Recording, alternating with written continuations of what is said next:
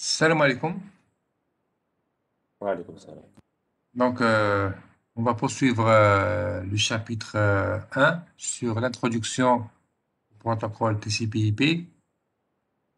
Parce que je remarque qu'il n'y a pas beaucoup de connexions.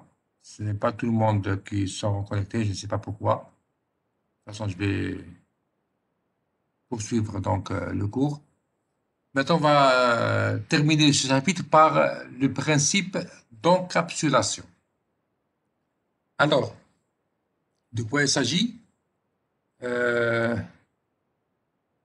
Comme vous le voyez sur ce schéma, il y a les quatre couches. Dans la couche application, on manipule des données. Les données donc sont remises à la couche transport qui va découper les données en plusieurs morceaux, comme vous le voyez ici. Donc la donnée est découpée par la couche transport en blocs, en plusieurs blocs qu'on va appeler segments. C'est au niveau de la couche transport.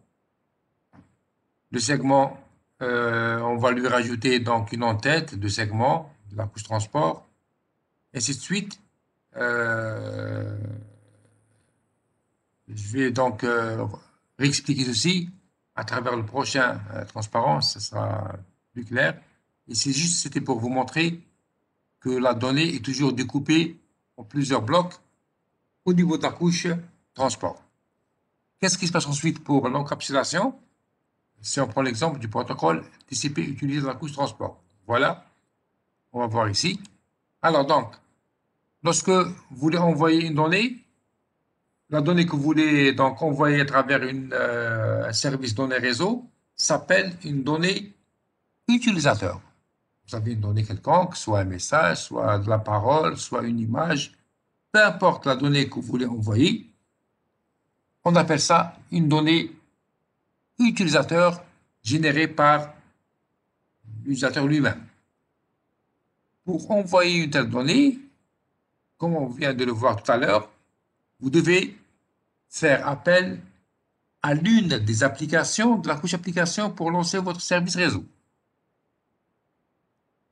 Une fois que vous accédez à la couche application, qui va vous faciliter l'envoi de votre donnée utilisateur, l'application va générer ce qu'on appelle une donnée applicative. C'est quoi la donnée applicative? C'est votre donnée auquel elle a rajouté un en-tête applicatif. Exemple, vous voulez envoyer un fichier, une donnée à travers un fichier Word. Votre donnée utilisateur, vous allez la saisir dans le fichier Word, vous allez transférer. Le fichier Word que vous allez transférer représente la donnée applicative dans laquelle on a rajouté quelques détails, quelques informations concernant le fichier Word. Ce détail-là, on va le retrouver dans l'entête applicatif. Il y aura la taille de la donnée, il y aura la date de la génération de la donnée, le type de la donnée qui est du texte. Il y aura aussi le fait que c'est du texte qui a été généré, qui a été obtenu à travers l'application Word.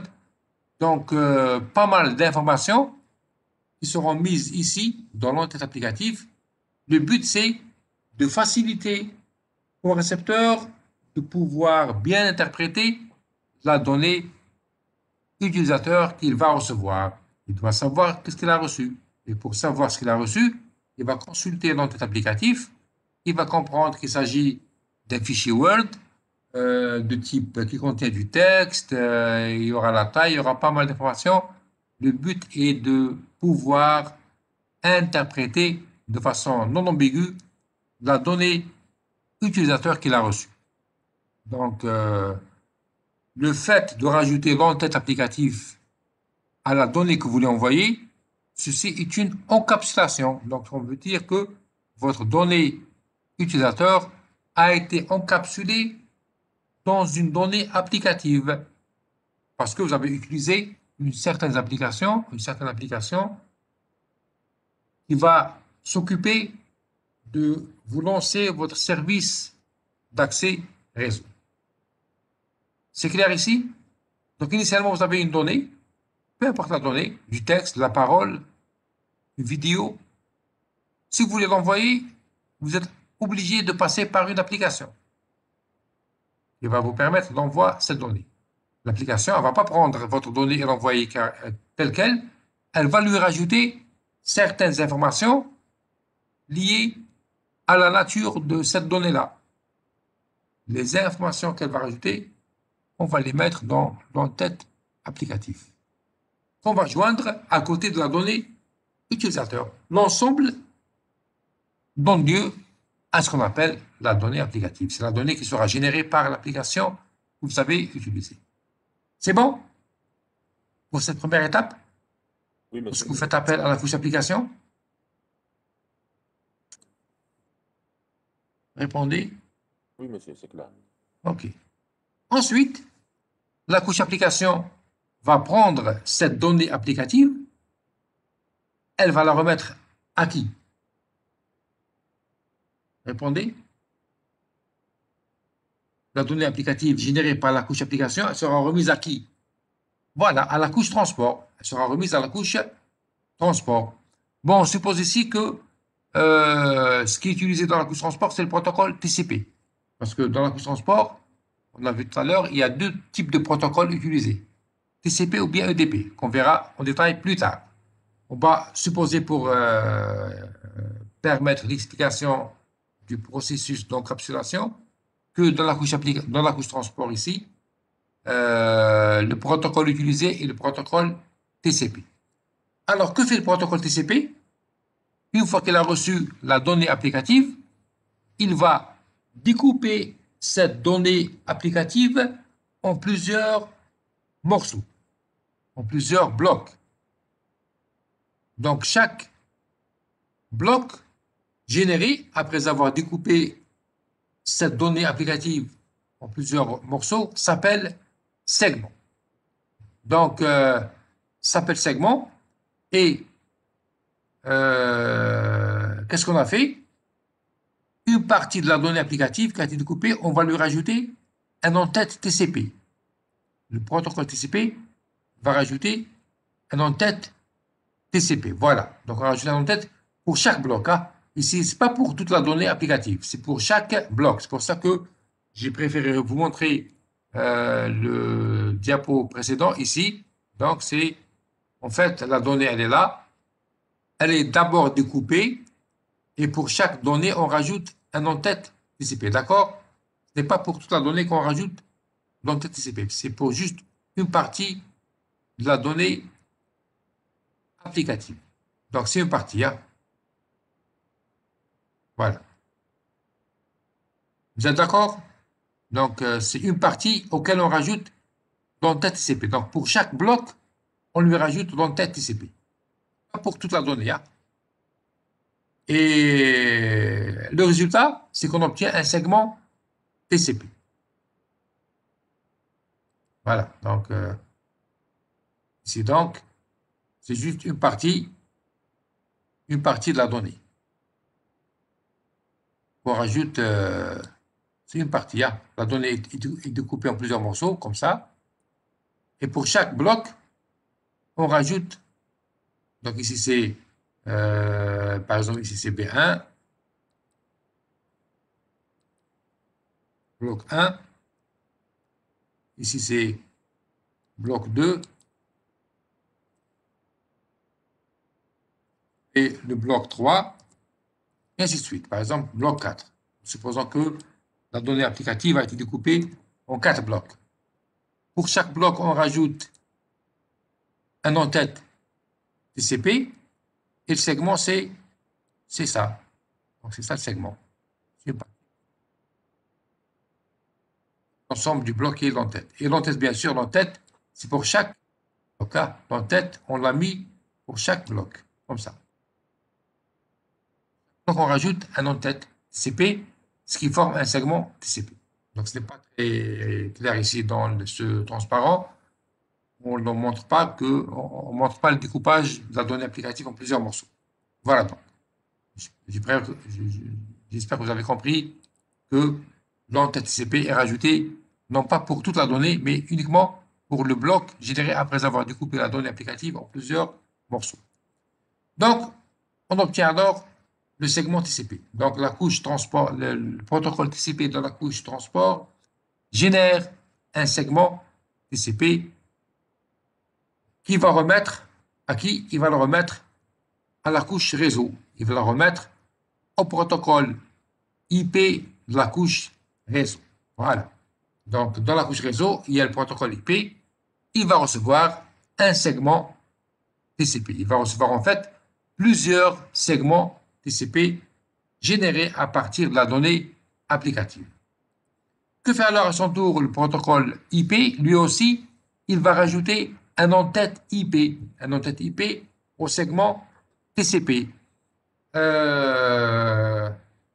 Bien sûr, j'ai oublié de dire que dans l'entête TCP, par exemple, il y a le numéro de port dont j'ai parlé tout à l'heure, qui désigne l'application qui est derrière cette communication. Donc ici, dans l'entête TCP, par exemple, il y a pas mal d'informations. Par exemple, on peut retrouver ici le numéro de port qui identifie donc qui identifie l'application qui est derrière l'envoi de cette donnée applicative. Et dans l'entête IP, qui sera rajoutée par le protocole IP, on peut retrouver l'adresse IP qui va identifier la machine.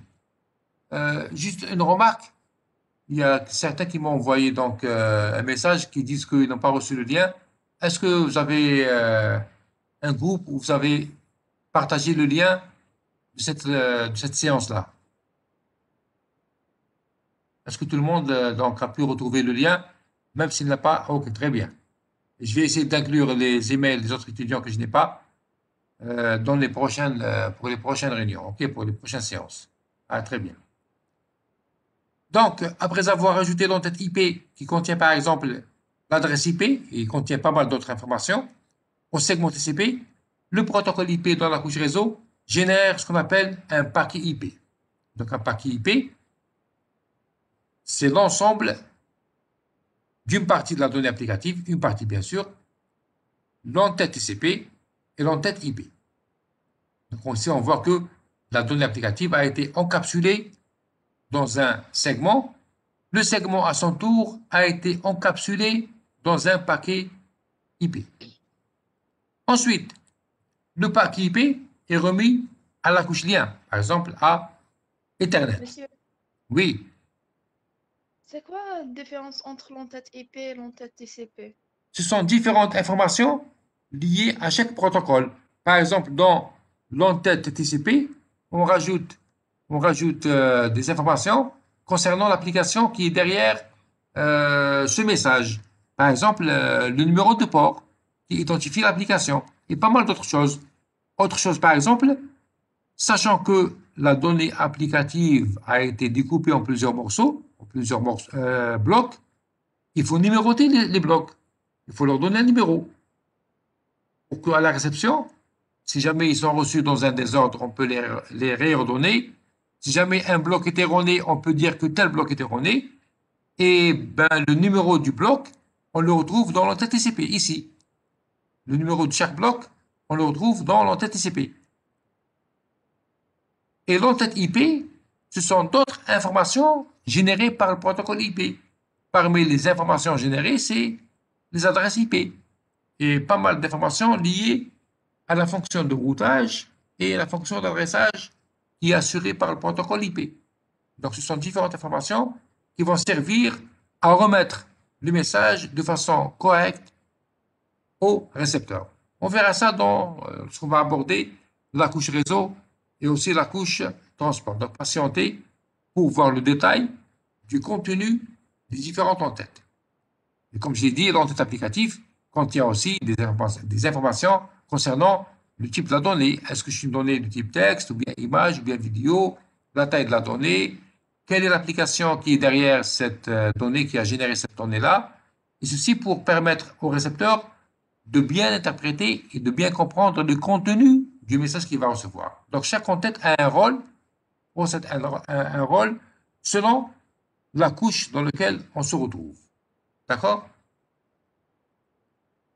Ensuite, lorsque le paquet IP a été, oui, lorsque le paquet IP a été généré par la couche réseau, exactement par le protocole IP, le paquet IP à son tour il est remis à la couche lien, dans lequel on retrouve par exemple Ethernet. Si c'est Ethernet, que fait Ethernet?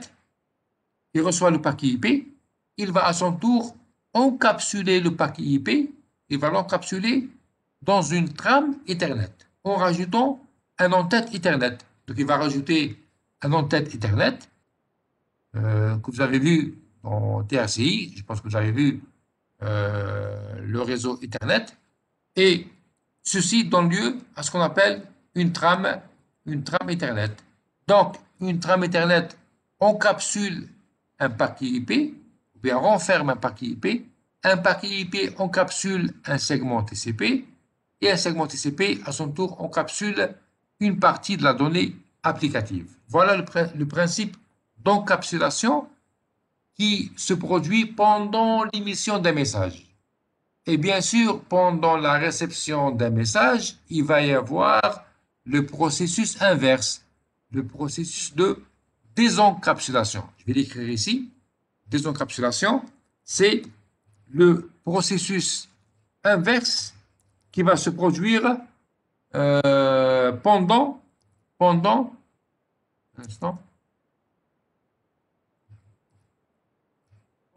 la réception du message.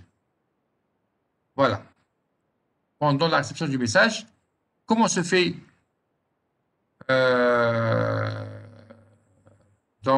comment se fait la désencapsulation?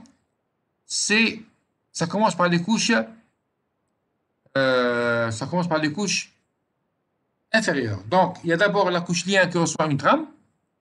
La couche lien recevant une trame, elle va consulter l'entête Ethernet pour savoir de quoi il s'agit, contient cette trame. Alors, la couche Ethernet, après avoir traité l'entête Ethernet, elle va désencapsuler l'entête Ethernet. Elle va l'enlever pour ne garder que le paquet IP. Elle va garder le paquet IP et le remettre à la couche réseau, la remettre au protocole IP. Donc, il y aura ce paquet IP qu'on va obtenir pendant la réception. Lorsque le paquet IP a été remis à la couche réseau, pardon, exactement au protocole IP, que fait le protocole IP? Il va consulter l'entête IP pour savoir de quoi il s'agit. Consulter l'adresse IP de l'émetteur, du récepteur, pas mal d'informations. Et après cela, après avoir consulté l'entête IP, il va enlever l'entête IP, il va le désencapsuler pour ne garder que le segment TCP. Après avoir enlevé l'entête IP, il va remettre le contenu du paquet IP qui est un segment TCP, il va le remettre à la couche supérieure qui est la couche transport, exactement au protocole TCP. Le protocole TCP à son tour, il va consulter l'entête TCP pour voir de quoi il s'agit, que contient ce segment TCP. Après l'avoir consulté, il va enlever le segment, l'entête TCP et attendre de recevoir tous les blocs contenus dans le segment TCP afin de les réassembler pour générer la donnée applicative de départ. Et donc, en remise ensuite à la couche application. La couche application, à son tour, après avoir reçu la donnée applicative complète, bien sûr, après avoir réassemblé tous les blocs contenus dans les différents segments TCP, elle va consulter à son tour l'entête applicative pour bien interpréter le contenu du message, pour savoir comment afficher le message à au récepteur. Et une fois que l'entête applicative a été traitée, elle va l'enlever pour remettre la donnée utilisateur au récepteur qui est responsable de recevoir une telle donnée. Voilà le processus inverse qui va se faire pendant la réception qu'on appelle le processus de désencapsulation. Bon, il y a une remarque qui dit que vous n'avez pas étudié les réseaux locaux. Ah, vous n'avez pas vu les réseaux locaux? Non, Non? c'est le chapitre, le dernier chapitre. C'est le Oui, on dernier, n'a pas oui. vu le dernier chapitre. Vous n'avez pas été... La commutation et routage. Hein? C'est le chapitre de la commutation et routage. Vous touche les réseaux locaux. Et les réseaux... Non, monsieur. Hein? Non, monsieur, le dernier chapitre. Bon. Donc, sinon, on va le faire après le chapitre 2 concernant donc l'adressage, parce que je dois faire l'adressage comme pour pouvoir avancer en TP et entamer les TD. OK? Donc, dès qu'on terminera le chapitre 2, avant d'aborder la couche lien, on va aborder les réseaux locaux avec la technologie Ethernet. Normalement, ça a été vu dans le module TRCI. Allez. OK, on fait comme ça donc. Hein. Alors, donc, voilà. Monsieur, Oui, chaque partie de la donnée, on ajoute une entête IP et Ethernet, même principe que l'entête TCP. répète la question. Chaque donnée. Chaque partie de la donnée, on ajoute une entête IP. D'abord, on tête TCP, ensuite IP, ensuite Ethernet. D'accord? Oui, chaque partie. Chaque partie, oui, c'est pas dans toute la donnée. Donc, c'est, comme j'ai dit dans le diapo précédent, le voilà. Après avoir découpé la donnée en plusieurs données, en plusieurs blocs, chaque donnée, comme vous le voyez ici, chaque donnée ajoute Oui. un en-tête de la couche transport, soit TCP, soit UDP, tout dépend de ce qu'on va utiliser. Ensuite, on rajoute un en-tête de la couche réseau, IP. Ensuite, un en-tête de la couche lien, soit Ethernet, soit autre chose, pour chaque bloc. D'accord? Alors qu'ici, ce qui est montré ici, ce n'est pas très détaillé ici, ce n'est pas à toute la donnée applicative qu'on rajoute en tête TCP, c'est pour chaque partie de la donnée applicative, après avoir fait le découpage. OK? Voilà.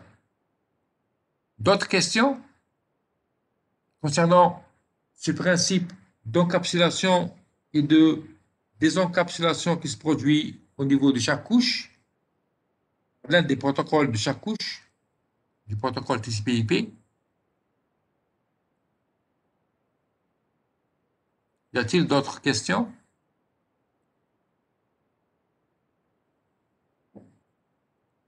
Pas de questions?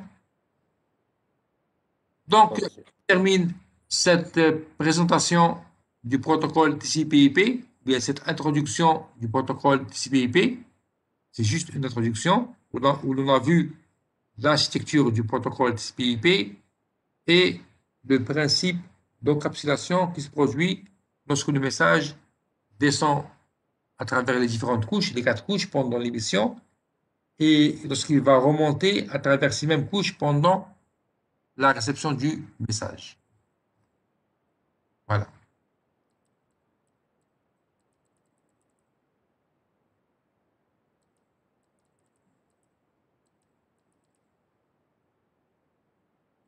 Le réassemblage des blocs, il y a une question ici. Le réassemblage des blocs se fait au niveau de la couche application. Celle qui découpe le message en plusieurs blocs, c'est elle qui va réassembler les blocs une fois qu'ils sont tous reçus. Elle va les réassembler vers le message initial avant de le remettre à la couche application. D'accord? Et bien sûr, pour réassembler, on se base sur les numéros des blocs. Et les numéros de blocs, on les retrouve dans l'entête TCP. Dans l'entête TCP, c'est là qu'on retrouve les numéros de blocs pour réassembler les blocs dans le même ordre pendant leur émission. Parce que dans le réseau, on peut recevoir les blocs dans un désordre. Il se peut qu'un bloc soit reçu en retard, avant les autres. Voilà. Donc voilà pour ce qui est du chapitre 1. Donc sans trop tarder, on va passer au deuxième chapitre qui va présenter l'adressage.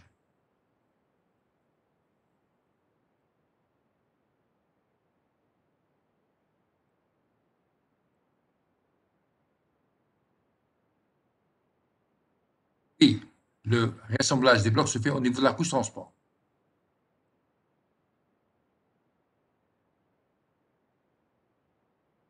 Alors, l'adressage. C'est quoi l'objectif de l'adressage? L'adressage fournit un service de communication universelle qui permet à tout équipement dans un réseau de communiquer avec tout autre équipement. Donc, sans l'adressage, on ne pourrait pas communiquer dans une interconnexion, ou bien dans l'Internet, ou bien dans un réseau. Si on n'arrive pas à désigner la machine ou bien l'équipement avec qui on veut communiquer, on ne pourra pas lui envoyer un message. Vous êtes d'accord? Et si celui qui communique n'a pas d'adresse, on ne pourra pas lui répondre. Donc, voilà, donc c'est bien, c'est pas la chose. Donc, l'adressage permet d'identifier un équipement. Donc, l'adressage, ce qu'il permet de faire, il permet d'identifier et de rendre accessible un équipement dans un réseau. Donc, un équipement doit pouvoir être identifié et accessible à l'aide d'une adresse. Sans l'adresse, on ne pourra jamais désigner et identifier un équipement et ne pourra pas aussi accéder à cet équipement pour lui remettre un message. C'est bon pour le but de l'adressage? Oui, monsieur. Et bien sûr, comment désigner un équipement? On l'a vu dans le précédent, dans le transparent pour lequel je vous ai dit qu'il faut bien le comprendre. En général, on désigne un équipement de différentes façons. La première façon pour désigner un équipement qui est la plus souple pour l'être humain, c'est le nom de la machine, le nom du site. C'est ce qui est manipulé dans la couche. Quelle couche? Dans quelle couche on manipule le nom de la machine? Ce qui est facile. Application. Dans la couche application. C'est bien. Donc, dans la couche application, on désigne une machine par son nom. Un nom facile à retenir. Et bien sûr, lorsqu'une machine veut contacter une autre machine, les machines entre elles n'utilisent pas le nom. Elles utilisent des adresses numériques, des chiffres, l'adresse numérique. Il y a deux adresses qui sont utilisées, l'adresse IP et l'adresse MAC. Bien, adresse logique, adresse MAC. L'adresse IP, c'est un nombre, c'est un chiffre, c'est des chiffres qui sont utilisés par la machine et qui sont utilisés dans quelle couche? Dans quelle couche on utilise l'adresse IP pour désigner une machine? Parce que les machines entre elles utilisent des numéros, pas des noms. C'est la couche, c'est bien, c'est pas la chose, c'est la couche réseau. Et la couche physique, ou bien l'adresse physique, ou bien l'adresse MAC, dans quelles couches sont utilisées entre machines? La couche lien, voilà. Donc ceci pour désigner des machines. La machine, on peut la désigner par l'adresse MAC, l'adresse IP et le nom. Le nom, c'est surtout utilisé par l'être humain.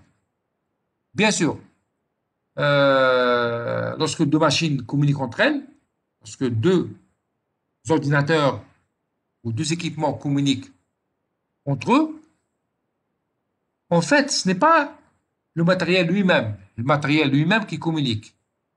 Ce sont des applications qui s'exécutent sur ces machines-là, qui communiquent entre elles. Oui ou non? Et donc, comme on peut avoir plusieurs applications qui communiquent dans un réseau à partir d'une même machine, il faudra identifier aussi ces applications. Il faudra les désigner. Parce que sur un ordinateur, il se peut bien sûr qu'il y ait 2, 3 applications qui communiquent en même temps avec d'autres ordinateurs. Et donc, il est important de désigner aussi l'application qui est en train de communiquer, qui est en train de s'exécuter sur une machine. Et donc, l'application, on la désigne par le numéro de port. C'est ça. Donc, on désigne l'application qui est en train de communiquer avec une autre par son numéro de port. Donc, il y aura le numéro de port de l'application qui est en train d'émettre un message. Il y aura aussi le numéro de port de l'application qui est en train de recevoir le message.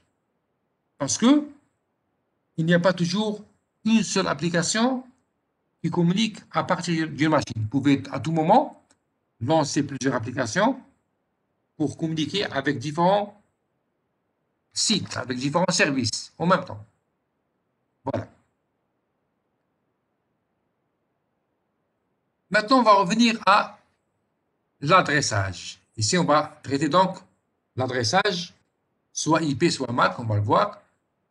L'adresse, pour l'adressage, bien sûr, on l'a vu au début de la séance, c'est que une machine, un équipement, pour qu'il puisse communiquer, il faut qu'il possède une interface réseau. Actuellement, toutes les machines sont équipées d'interfaces réseau. Et en général, un équipement doit avoir au moins une interface réseau. Un équipement doit avoir au moins une interface réseau. Et en général, les équipements d'extrémité dans un réseau possèdent une seule interface réseau. Certains équipements peuvent avoir plusieurs interfaces réseau, tel qu'un routeur. Et bien sûr, même un ordinateur, il peut avoir plusieurs interfaces réseau. Donc, ce qu'il faut retenir, c'est que pour chaque interface réseau, il lui faut une adresse. Pour chaque interface réseau, il lui faut une adresse. Si vous avez une machine qui possède 2 interfaces réseau, à ce moment-là, la machine va se voir attribuer 2 adresses parce qu'elle possède 2 interfaces réseau.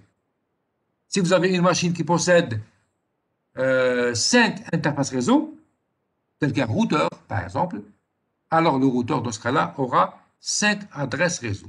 Une adresse réseau, une adresse par interface réseau. C'est clair? Ça, il faut le noter. Pour chaque interface réseau, il faut lui donner une adresse. C'est bon? Oui, monsieur. Très bien. Bien sûr, il y a des exceptions. On peut, pour différents objectifs, pour différentes raisons, on peut parfois pouvoir donner plusieurs adresses à une même interface réseau. C'est possible. C'est possible qu'une même interface réseau puisse se voir attribuer plusieurs adresses. On verra ça plus tard, pour quelles raisons on peut donner plusieurs adresses à une même interface réseau. Mais si vous avez 2 interfaces réseau, chacune doit avoir sa propre adresse. D'accord? On ne donne pas la même adresse à 2 interfaces réseau d'une même machine. Voilà. Bien sûr, j'ai oublié de le dire, c'est que aussi, dans un réseau, il ne faut pas qu'il y ait 2 équipements qui possèdent la même adresse. C'est interdit. On ne peut pas désigner 2 équipements différents par une même adresse. C'est une erreur. D'accord? Ça, il faut le noter. Hein? Dans un même réseau, il est interdit de donner la même adresse à 2 machines différentes. Si vous le faites, dès que le réseau va le détecter, il va vous afficher une erreur. Il va vous dire qu'il y a une adresse double dans le réseau. Voilà. Et dans l'Internet en entier, aussi, il ne faut pas qu'il y ait 2 machine dans le réseau Internet, dans une interconnexion, qui possède la même adresse.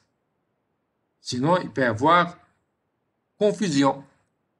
Il y a certaines exceptions où deux machines dans l'Internet peuvent avoir la même adresse. Ceci est possible pour le cas de certaines adresses de type particulier. Ce sont des adresses particulières. On verra quand est-ce qu'on peut donner la même adresse à deux machines. Ça, on va l'expliquer plus tard. Mais la règle générale qu'il faut retenir, c'est que chaque machine dans n'importe quel réseau doit avoir sa propre adresse. OK. Sa propre adresse. Oui, ça va rajouter. Il y a ce cas aussi, l'adresse de groupe. On verra ça plus tard. OK, ça va rajouter.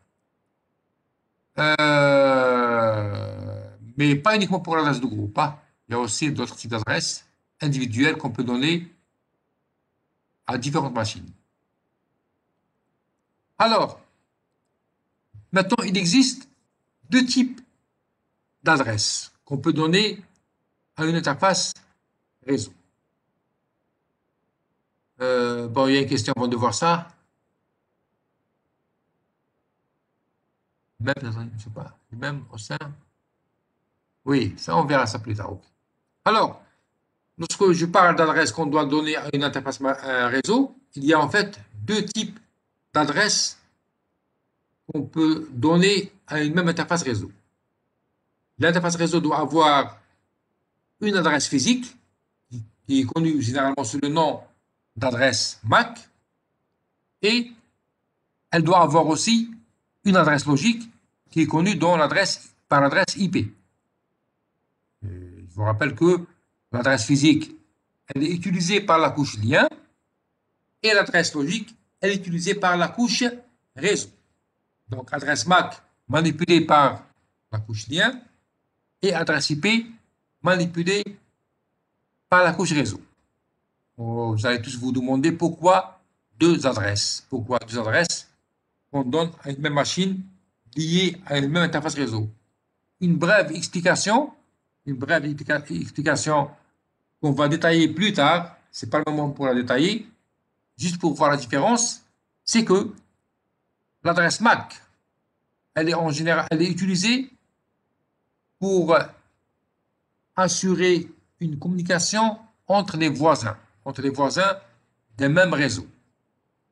Lorsque deux voisins qui sont liés par un lien, eux, ils utilisent l'adresse MAC pour communiquer entre eux. Bien sûr, ils peuvent utiliser aussi l'adresse IP. Alors que l'adresse IP, elle sert en général à la communication entre machines distantes, des machines qui ne sont pas reliées à un même réseau. Une machine en Algérie, une autre au Sénégal. Ces deux machines, s'ils veulent communiquer, ils doivent utiliser leur adresse IP et non pas leur adresse MAC. Donc, deux machines éloignées communiquent en utilisant l'adressage IP, mais pas l'adressage MAC. Alors, la machine qui se trouve par exemple en Algérie, lorsqu'elle va envoyer un message à celle qui se trouve au Sénégal, évidemment, elle utilise l'adresse IP. Mais quand est-ce qu'elle va utiliser l'adresse MAC? Elle va utiliser l'adresse MAC pour joindre le prochain routeur qui relie le réseau dans lequel se trouve la machine vers un autre réseau. Mais pour des communications indirectes entre équipements distants, les équipements distants se connaissent à travers leur adresse IP. Et les équipements voisins, pour des communications directes, se connaissent à travers leur adresse MAC. Tout ceci, on va le détailler pour comprendre de façon claire la prochaine fois. Okay? Donc, patientez pour voir c'est quoi l'intérêt, mais il faut d'abord présenter ces différentes adresses avant de comprendre donc la différence entre les deux types d'adresses. Bon, je vais aussi sortir ce transparent parce qu'il faut d'abord présenter l'adressage IP avant de passer à ceci. Alors, l'adressage IP, on va commencer d'abord par décrire l'adressage IP. L'adresse IP est une adresse qui a une taille de 32 bits. Elle est sur 32 bits. Ceci pour la version 4. Il faut savoir qu'il y a deux versions pour l'adressage IP. La version 4 et la version 6. La version 6 fera l'objet du dernier chapitre. Et ce qu'on va aborder tout au long de ce module, avant le dernier chapitre, c'est la version 4. Donc l'adresse IP, elle est sur 32 bits, ce qui représente 4 octets. Il faut rappeler qu'un octet, c'est 8 bits. Donc, en tout, vous avez 32 bits et l'adresse IP est représentée sous forme décimale avec 4 octets où l'écriture est écrite à l'aide de 3 points. Donc, il y a 4 octets séparés par 3 points, ou bien 4 chiffres décimaux séparés par 3 points. Bon, il y a une question concernant la version 5. Bon, il y a version 4, version 5 et version 6. La version 5, ils ont essayé de l'établir. Ils ont essayé donc de générer la version 5 pour l'adresse IP. Il y a eu des problèmes. Ça n'a pas marché. Elle a été abandonnée. Pour quelle raison ça n'a pas marché? Il y a eu le Hirak. Le Hirak, la Khamisa, n'a pas accepté et ça a été sauté. Maintenant, ils sont passés à la version 6. Voilà l'explication pourquoi il y a l'absence de la version 5. Parce qu'il y a eu des problèmes, pas mal de problèmes. Ils ont préféré l'abandonner et passer directement à la version 6 sans résoudre les problèmes de la version 5. Voilà la raison pour laquelle elle n'existe pas. Donc, l'écriture d'une adresse IP,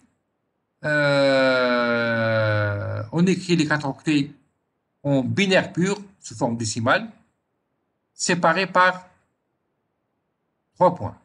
Exemple, 193.55.221.62.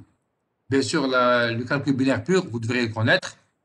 Je peux faire un exemple ici rapidement.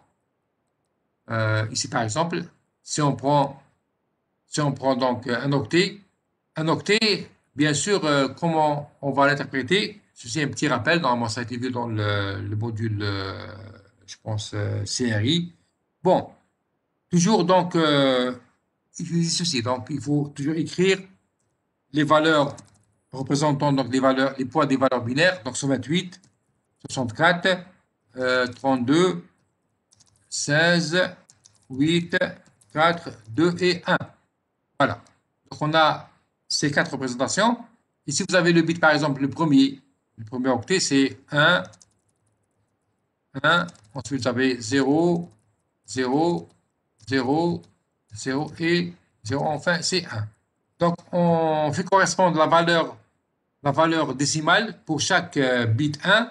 Ici, donc, on voit 1, 1, donc c'est 128 plus 64 plus 1. Ça donne la valeur 193. D'accord? Donc, si vous avez 0, 0, 1, 1, 1 c'est 32 plus 16, ça fait 48, plus 4, ça fait 52, plus 2, ça fait 54, plus 1, ça fait 55. Donc, voilà comment on nous trouve ici 55. C'est par rapport à la somme de ces valeurs-là, de 128 jusqu'à 1, là où ça correspond au bit 1. Là où il y a des zéros, on saute les valeurs correspondantes. C'est clair pour le calcul binaire, en binaire pur, pour retrouver les valeurs décimales pour chaque octet, parce qu'il y a certains qui ne savent pas calculer la valeur décimale, parce que je vous informe que le calcul doit se faire de façon manuelle. Là, les calculatrices seront toujours interdites lors des examens. Il faut savoir bien calculer ces valeurs-là de façon manuelle, en faisant simplement ce tableau. Donc, mettez 1 jusqu'à 128, c'est les puissances de 2, de puissance 0 jusqu'à de puissance 7. Et faites écrire en dessous les valeurs binaires. Et ensuite, calculer la somme des valeurs correspondantes au bit 1 pour trouver la valeur décimale. Est-ce qu'il y a quelqu'un qui ne sait pas calculer la valeur décimale d'un octet écrit en binaire? Normalement, tout le monde devrait savoir le faire. Hein? Oui, monsieur. Ok, très bien. Ça a été déjà fait en série, non? Module série. Non, numérique. Oui, Hein? monsieur. Numérique. Numérique, voilà. Mécanique. Voilà.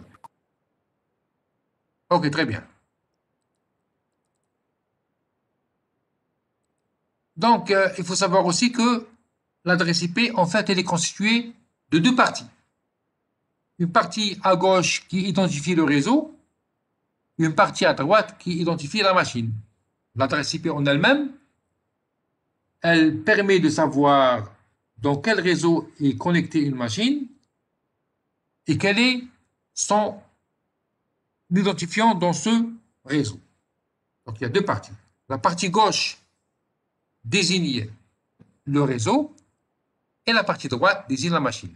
Donc, si vous avez plusieurs adresses de machines connectées à un même réseau, la partie gauche qui désigne le réseau est la même pour toutes les machines branchées à ce même réseau.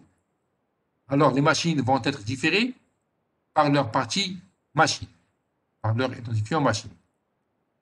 Et si vous avez deux machines reliées à deux réseaux différents, ils vont être différents par leur partie réseau. D'accord? Donc voilà comment est structurée l'adresse IP. Elle contient toujours deux parties.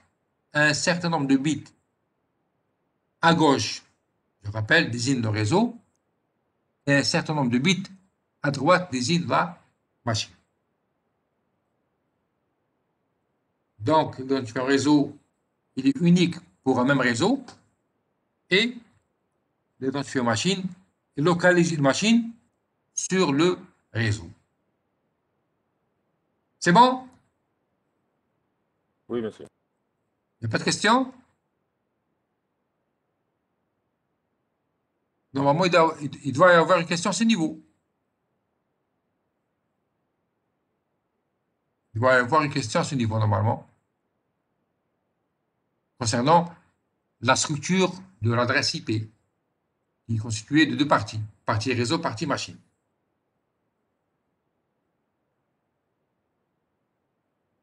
Est-ce que quelqu'un pourrait poser cette question concernant? Voilà, c'est bien, Anis. Combien de bits? Essayez, s'il vous plaît, de poser vos questions donc, à tout le monde, là, pour que tout le monde puisse en profiter. Euh, voilà, pour qu'ils puissent savoir sur quoi je suis en train de répondre.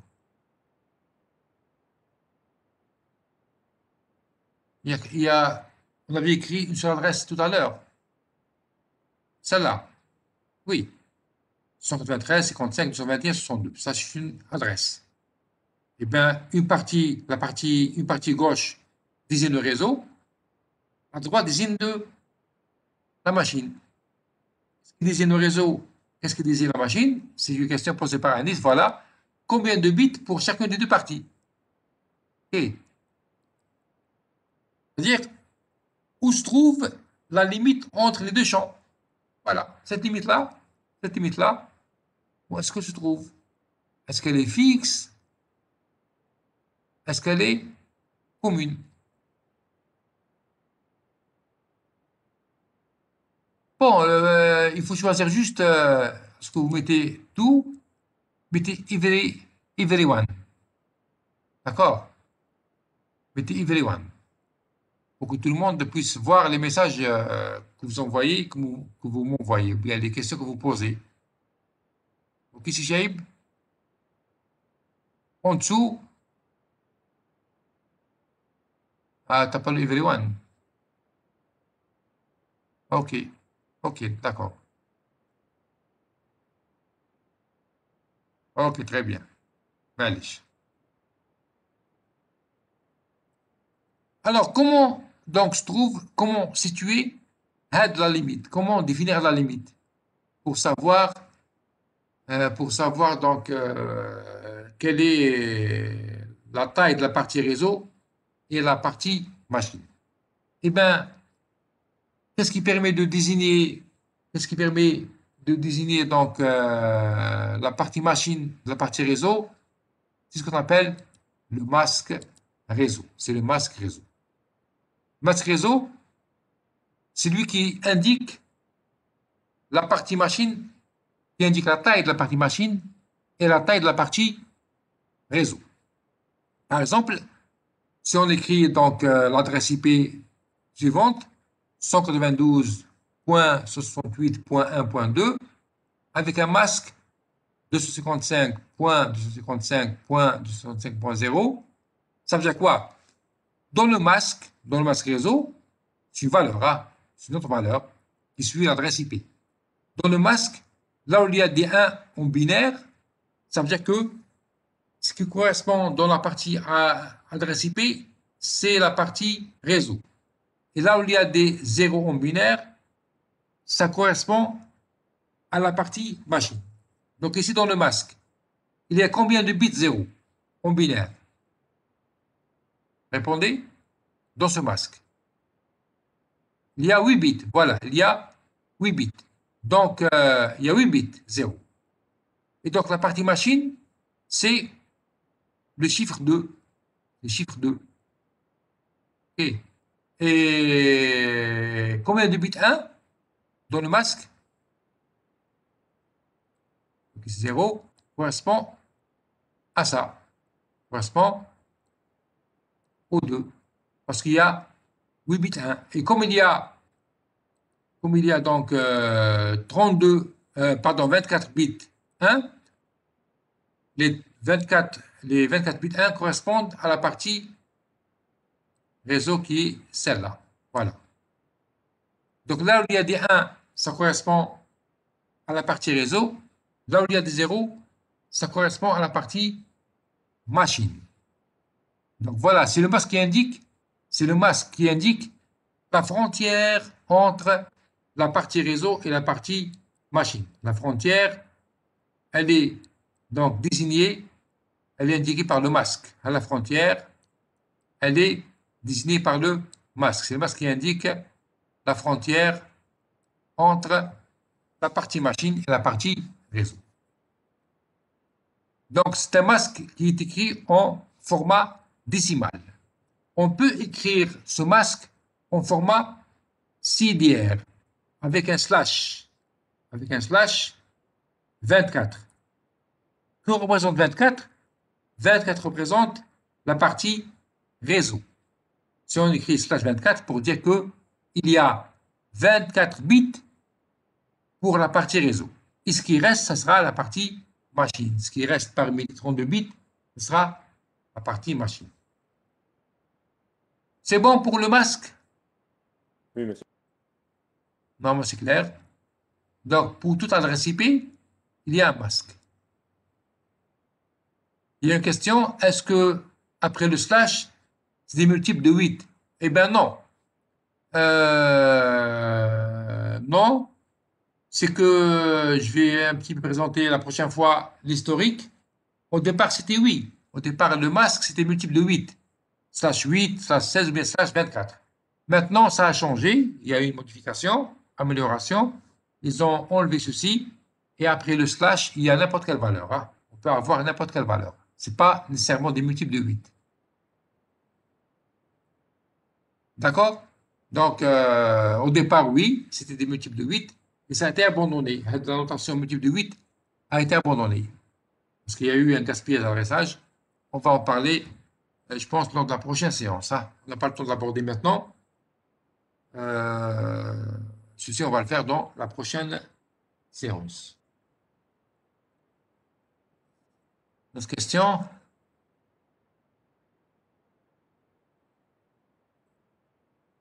C'est pas tout le temps qu'on prend le chiffre de l'adresse exactement. Je n'ai pas compris la question, Amira. Je n'ai pas compris la question. C'est pas tout le temps ou on prend le chiffre de l'adresse correctement? La question n'est pas claire, hein? Essayez de répéter le...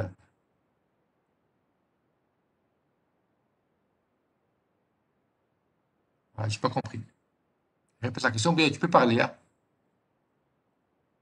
Donc voilà, donc l'adresse IP contient deux parties, partie réseau et partie machine. Ce qui décrit la taille de la partie machine et celle de la partie réseau, c'est le masque. Je vais répéter pour le masque, hein. Je vais répéter pour le masque. Je vais expliquer ici. Je vais le faire ici. Ok, très bien.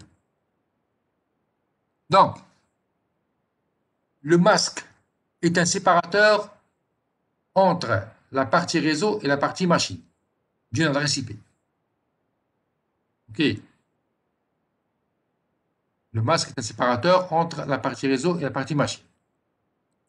Si on prend cet exemple, bon, ici par exemple, bon, oubliez ceci, hein, oubliez le sous-réseau, hein, oubliez la notion de sous-réseau. Dans un masque, il y a des 1 et des 0. Une valeur. Des 1 et des 0. Là où il y a des 1, c'est la partie réseau. Là où il y a des 0, c'est la partie machine. Bon, je vais l'expliquer plus loin. Je préfère le faire plus loin. Enlever ce partage. Pour donner plus d'explications sur le masque. Ok?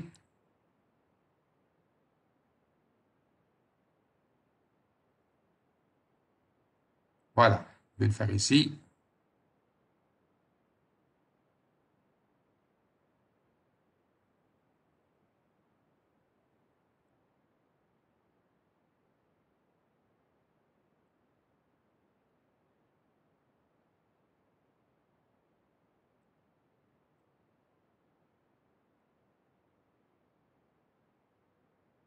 Quelques instants.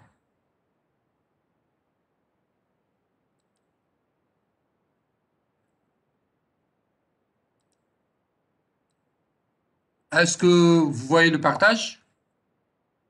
Oui, monsieur. Tarachet, tu vois le partage? Tarachet. Tu me poses la question?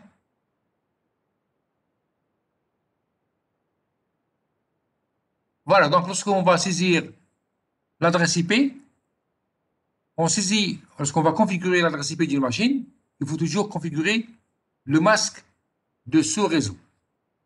Mais le masque réseau, c'est pareil, hein? Réseau sur réseau, c'est pareil. Donc on écrit l'adresse IP et en dessous on écrit le masque. Dans ce masque-là, on a écrit 255, 255, 255 trois fois, point 0. Ça veut dire quoi ici? Ça veut dire que 192.168.10 désigne la partie réseau. Et le point 10 qui est à droite désigne la partie 0, la partie machine, parce que en face, il y a des zéros dans le masque.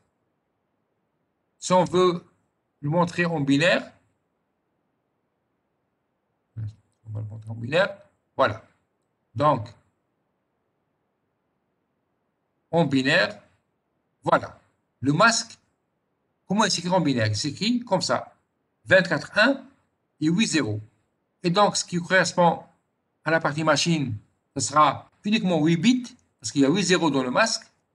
Et ce qui correspond à la partie réseau, il y a 24 bits, parce qu'il y a 24 bits 1 dans le masque. OK? Si on prend des exemples, on peut prendre plusieurs exemples. Donc, voilà ici par exemple. L'adresse IP, la voilà. Voilà le masque. Donc, la partie réseau correspond là où il y a des 1 dans le masque. Partie machine correspond là où il y a des 0 dans le masque. C'est clair ici, Tarachet?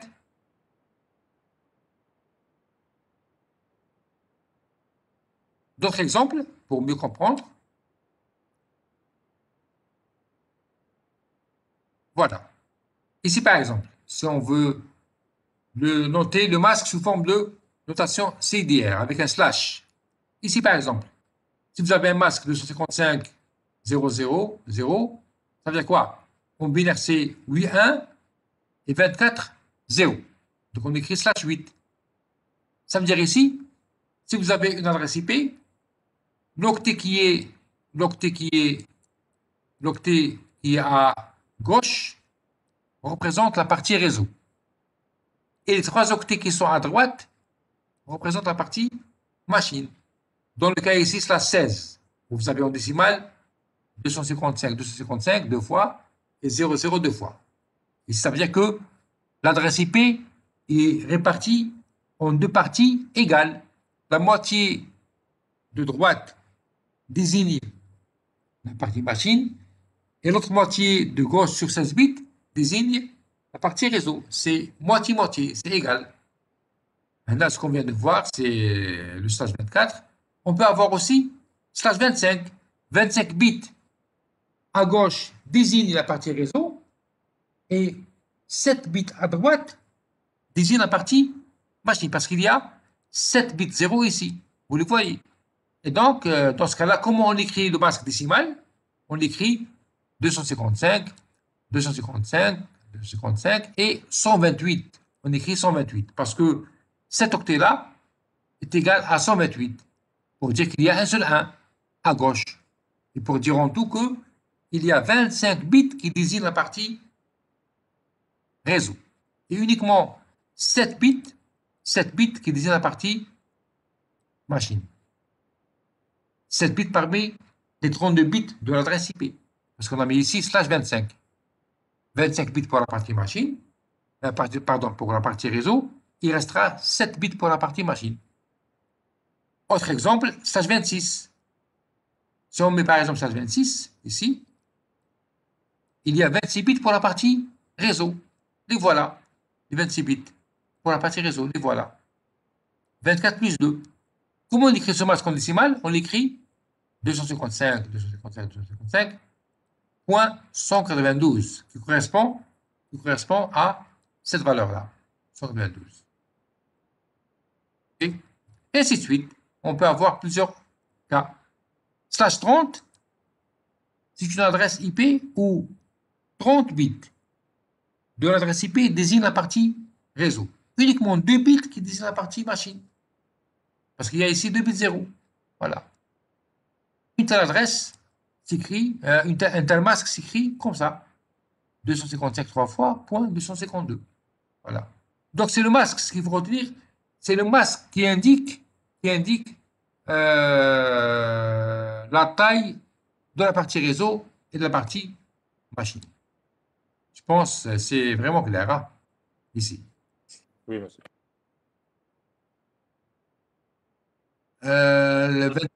Dans le cas où il y a 25 bits réseau, comment expliquer la répartition de l'adresse IP? 25 bits. 25 bits par 7 bits qui désignent la partie machine. OK. 25 bits réseau, ici. Bon, il y a d'autres questions. Bon, je vais répondre une par une. Hein, il y a beaucoup de questions. D'abord, Ben Rahmiya, dans le cas de 25 bits, comment expliquer la répartition de l'adresse IP? 25 bits par 25 bits désignent la partie réseau, les 7 bits vont désigner la partie machine. On verra ça en exercice. Hein. Vous allez voir en exercice le détail de ça. Mais essayez de comprendre le principe. Que le masque, c'est lui qui indique la différence. Bon, il y a une question. Est-ce qu'on peut trouver le masque par 255? Oui, on peut le trouver, mais ça a un autre rôle là. C'est pour le marabouta.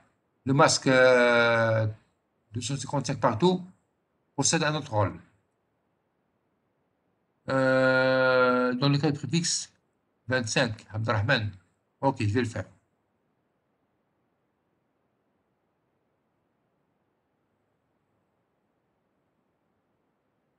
« 25, je peux l'écrire ici. Adresse avec un 25, c'est très simple. Là. Je vais faire par exemple cette adresse 192.168.1 et point 0, n'importe quelle valeur. Par exemple, je vais mettre 129. Voilà, 129.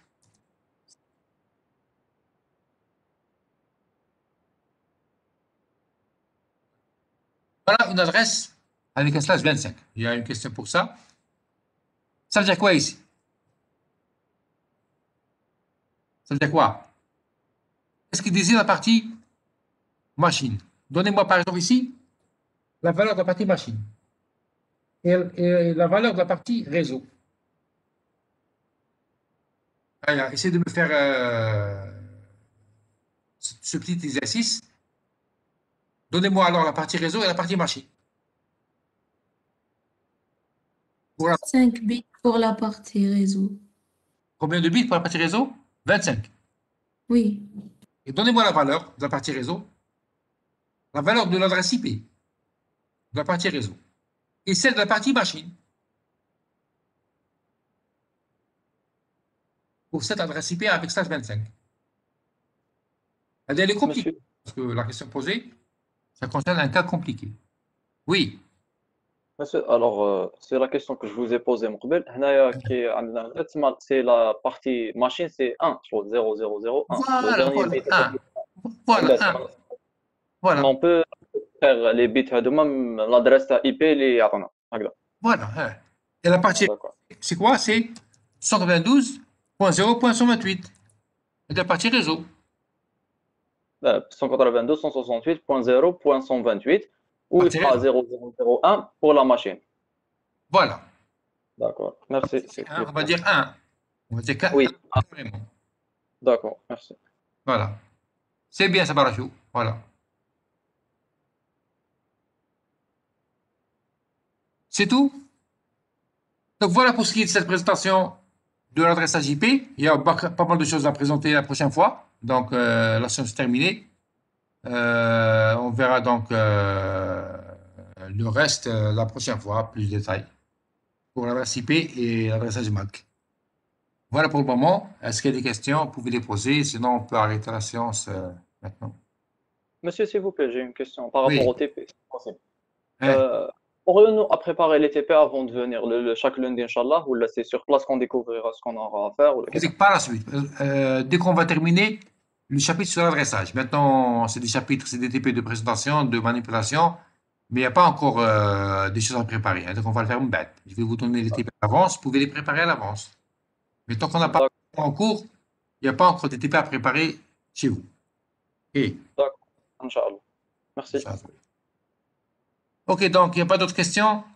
Bien sûr, pour la prochaine séance de TP, je vais vous envoyer donc, je vais vous envoyer la répartition sur groupe pour ne pas venir, donc trop chargé parce que j'ai vu la dernière fois le dernier groupe, il y avait que 2 étudiants, il n'y a que 2.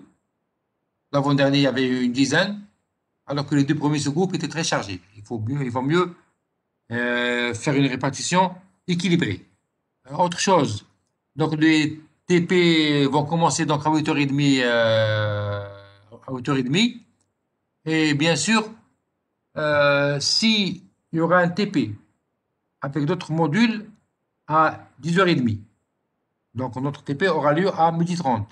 S'il n'y a rien après, si les TP des autres modules n'ont pas encore commencé, on enchaîne à 10h30. D'accord? Donc ceux qui ont TP à 12h30, on va commencer à 10h30 au lieu de 12h30. Le temps que les autres modules vont commencer leur TP. Bon, pour le coup, je vais l'envoyer tout de suite, hein. Dès que l'enregistrement sera terminé, sera enregistré, donc je vais vous envoyer les 2 enregistrements tout de suite. Et bien sûr, je vais vous envoyer aussi, dès que je termine un chapitre, je vous envoie le support PowerPoint, hein, le support PowerPoint sous forme de PDF. D'accord? Ce matin, on l'aura, vous allez voir en PDF. Oui, les TP, c'est chaque semaine, c'est 1 heure. Maintenant, c'est 1 heure c'est chaque semaine. Maintenant, si vous voulez venir par sous-groupe de 2 heures, pour faire 2 heures, vous allez venir par 15 jours. Alex, c'est à vous de voir. Essayez de voir avec votre délégué. Est-ce que vous voulez venir chaque semaine faire 1 heure ou bien venir chaque 15 jours pour faire 2 heures? C'est comme vous voulez.